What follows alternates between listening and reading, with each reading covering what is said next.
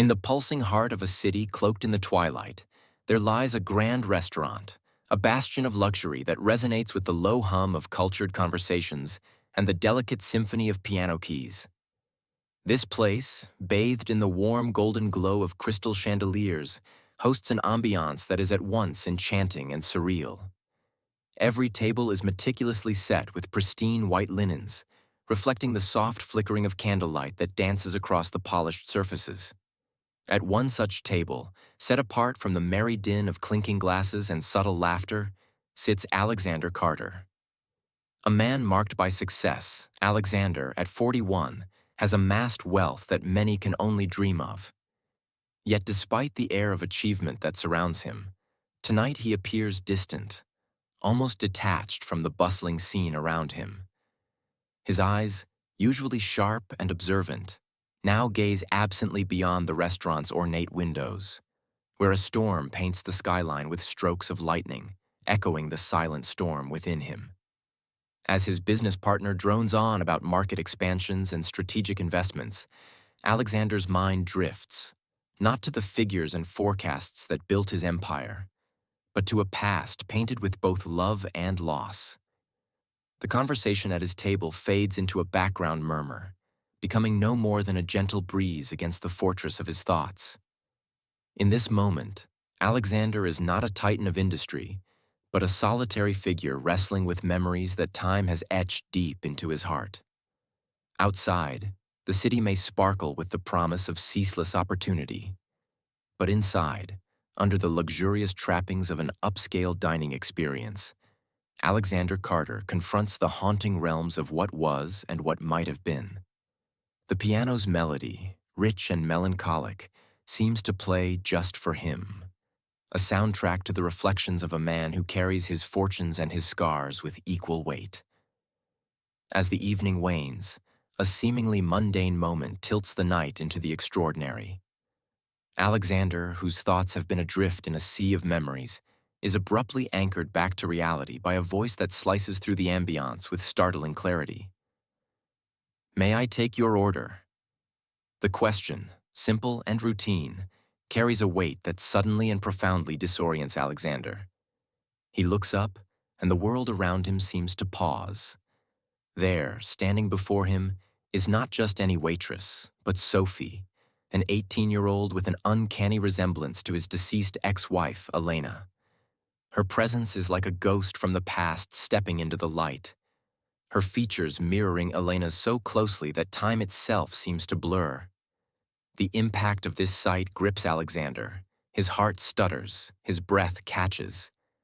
In a reflex of his turmoil, his hand, which had been absent-mindedly circling the rim of his bourbon glass, falters.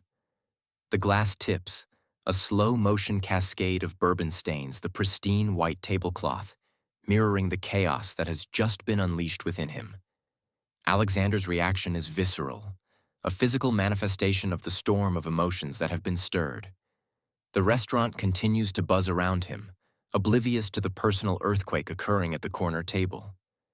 He sits, frozen, his mind racing to comprehend the impossible similarity between Sophie and Elena.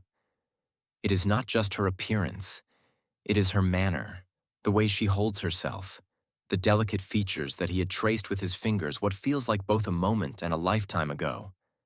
As the piano continues to play and the guests around him laugh and chatter, Alexander is confronted with a haunting question. How can this young woman, so vibrant and alive, bear such a striking resemblance to the woman he loved and lost? As days turn into nights, Alexander's initial shock morphs into a relentless obsession. Each evening, drawn as if by a magnetic force, he finds himself back at the restaurant, each visit cloaked under the guise of business dinners and casual gatherings. Yet his true purpose is far from casual. It is a quest for answers about the young waitress who so unnervingly mirrors his late wife, Elena. With every encounter, Alexander studies Sophie's gestures, the inflections of her voice, the subtle expressions that flash across her face, each one a haunting echo of Elena. His heart, once dulled by grief, now beats to the rhythm of a growing compulsion to understand how such a resemblance is even possible. Unable to quench his need for answers through mere observation, Alexander takes a decisive step further into the unknown. He hires a private investigator, a discreet professional skilled in uncovering the most guarded secrets. With a mixture of guilt and necessity propelling him, Alexander seeks not just to observe, but to delve into the very fabric of Sophie's existence. The investigation reveals startling information. Sophie was adopted. This new piece of the puzzle only deepens the mystery, suggesting layers of hidden truths waiting to be uncovered. The revelation sends ripples through Alexander's psyche. Was it mere coincidence, or was there a deeper connection between Sophie and his late wife? Each visit to the restaurant becomes more charged, his observations more pointed.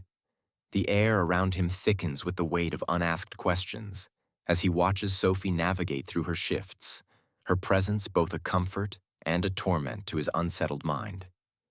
In this maze of emotional turmoil and investigative pursuits, Alexander finds himself walking a fine line between seeking truth and invading privacy, between resolving his inner conflicts and potentially unraveling the life of an innocent young woman who bears the face of his past.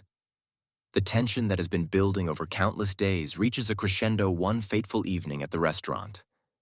As the usual hum of activity swirls around them, Alexander sits, his expression a mask of determination mixed with apprehension. Tonight, he decides, he must confront the mystery head-on. Sophie approaches his table with her usual polite smile, but it falters slightly under Alexander's intense gaze. He begins, his voice strained with emotion. "Sophie, there's something we need to discuss. It's important." His words hang heavy in the air, charged with an urgency that immediately sets Sophie on edge. The conversation quickly deepens as Alexander can no longer contain his swirling vortex of grief and suspicion. "You look just like someone I once loved deeply. My late wife, Elena. And I discovered you were adopted. I can't help but wonder, are these just coincidences?" His voice, thick with emotion, reveals the depth of his turmoil. Sophie's discomfort is palpable. The revelation that Alexander has been investigating her past, driven by her resemblance to his deceased wife, unsettles her. Her response is a mix of confusion and frustration. "I don't understand why you're doing this. I'm just trying to live my life. Why does my past interest you so much?" The confrontation escalates as Alexander, driven by a desperate need for answers, presses on, ignoring the signs of Sophie's growing distress. "I need to know if there's a connection, Sophie. It's important to me," he insists, not fully grasping the impact of his words on the young woman who stands before him. A living reminder of his past, but not a part of it. Sophie, feeling cornered and misunderstood, finally expresses her frustration. "This isn't just about you. I'm a real person, not some puzzle piece in your grief. You can't just dig through someone's life because they remind you of someone else." The climax of their exchange leaves the air between them charged with a raw, emotional energy. Alexander is left grappling with the realization that his quest for closure has perhaps crossed boundaries, while Sophie is forced to confront the unexpected intrusion into her private life. As the confrontation ends, both are left to ponder the profound effects of their interaction, with the restaurant's ambient noise resuming around them, a stark contrast to the emotional upheaval at their table. As the last echoes of their heated conversation fade into the bustling noise of the restaurant, Alexander sits alone at his table, the weight of the confrontation settling heavily upon him. The camera pans slowly, capturing the thoughtful furrows marking his brow as he reflects on the words exchanged. He realizes, perhaps for the first time, the gravity of his intrusion into Sophie's life, driven by his own unresolved grief. In these quiet moments, Alexander's thoughts turn inward. The voiceover, soft and contemplative, articulates his realization. "In my search for answers, I crossed lines I shouldn't have. She's not just a reminder of Elena. She's her own person with her own life." This acknowledgement marks a pivotal shift in his journey, as the pain of loss momentarily gives way to a broader understanding of respect and boundaries. Determined to make amends, Alexander makes a decision that could redefine both his path and Sophie's. He resolves to approach her not with further demands or inquiries, but with an offer of support, free from the strings of his expectations. This decision is a significant step back from the precipice of obsession. Guided by a newfound recognition of Sophie's autonomy and his responsibility towards her as a fellow human being. The scene closes with Alexander standing by the restaurant's exit, his posture reflecting both resignation and resolve. He dons his coat, preparing to leave, his movements slow and deliberate. As he steps out into the cool night air, the camera lingers on his face, shadowed yet serene, hinting at the beginning of a new chapter in his quest for peace. The chill of the evening air seems to clear Alexander's mind as he walks away from the restaurant, a decision firm in his heart. He understands now that true amends require respect, not just regret. In an act of quiet reconciliation, he chooses to anonymously fund the tuition for Sophie's younger brother. This gesture, significant yet silent, symbolizes his commitment to respecting Sophie's life and her independence. It's his way of supporting her future without imposing himself into her life. Days later, the scene shifts to an elegantly arranged charity event, organized by Alexander. The venue is bathed in soft lighting, with attendees dressed in their best, their conversations a gentle murmur under the soft music filling the room. Alexander steps up to the podium, the crowd quieting as he begins to speak. His voice, once heavy with unresolved pain, now carries a tone of genuine respect and admiration. Good evening, everyone. Tonight we gather not just to raise funds, but to honor strength and resilience in the face of adversity. Alexander starts, his eyes scanning the room until they rest gently on Sophie, who stands among the crowd. I want to recognize a remarkable young woman. Sophie Evans. Her courage, her dignity, and her perseverance are an inspiration to all of us.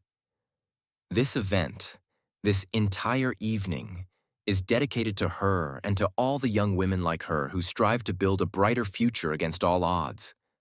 The camera captures Sophie's reaction, a mix of surprise and emotion, as applause fills the room. For Alexander, this moment is more than just a public acknowledgement. It's a personal milestone in his journey towards healing. By focusing his energies on helping others, he channels his grief into something that uplifts rather than consumes. As the event winds down, the final scenes show Alexander and Sophie sharing a moment of quiet understanding. There are no words necessary. The gratitude and newfound respect are evident in their exchange. Alexander's gesture has not only helped mend the wounds of the past, but also paved the way for new beginnings, for both of them. The story closes with Alexander looking out over the city from the balcony of the event hall, a reflective smile touching his lips. The narrative voice returns, soft and hopeful. Sometimes, it is only by stepping back that we truly move forward.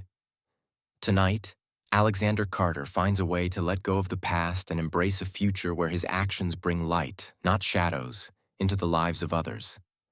It's a testament to the power of redemption and the enduring strength of the human spirit.